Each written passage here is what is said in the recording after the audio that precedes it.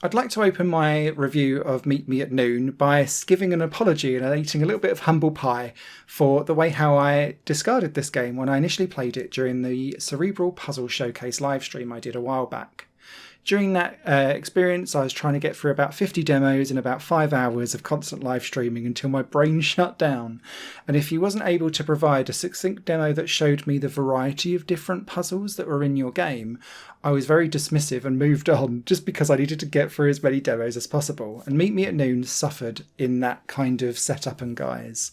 I was very fortunate enough to get a second bite at the cherry, and I'm delighted to say that actually there's an awful lot more nuance here, so long as you like your Zen puzzle experiences whilst combining it with some really hardcore future forward planning as well as reverse engineering of movesets.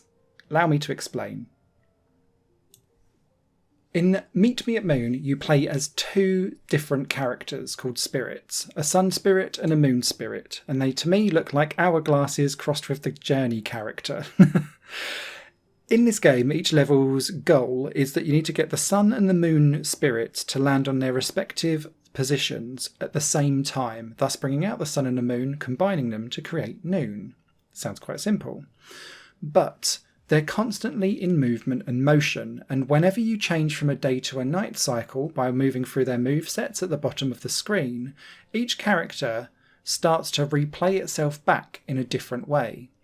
The day spirit will rewind its actions and go backwards and reverse back to where it started, but the night one, which you'll still be controlling, will go through its moveset like step by step by step.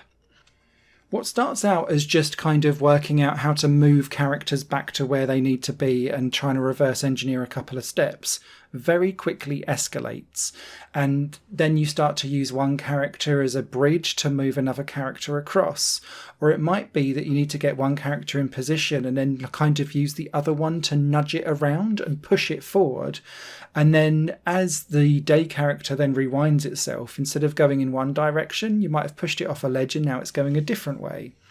And that's what I mean by being able to try and map out the forward planning actions of what you're doing whilst simultaneously reverse engineering what you've already put in before you. And that's the crux of Meet Me at Noon.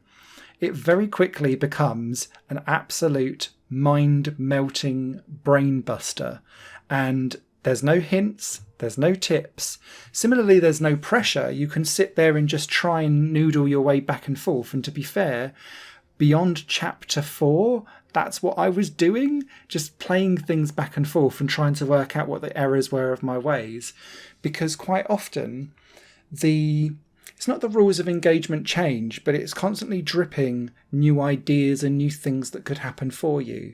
So for instance, there's a couple of levels where your night character is able to bump your day character into turning around and going in a different direction. But it's only for a couple of levels, not necessarily like a full thing. There are levels from chapter 5 onwards where you have to plan out all of your moves in advance and then watch it unfold, a bit like an automation game. And that means that you have to measure out on the screen. And I was literally pointing at the screen, going around, going forward, forward, up. That will create a bridge. So that one needs to go left, left, and then we'll stay down. And then as the other character moves, it will stay on its head and go with it. That kind of thing. To try and mind map out in my head where things would go. It's a real challenge. I don't think I'll complete this game absolutely 100% fully because there's loads of extra challenge stars dotted around everywhere, which seem like they are slightly out of the way of you getting to your end goal. And quite a lot of those I missed, especially in the second half of the game because my brain was already going, I can't cope.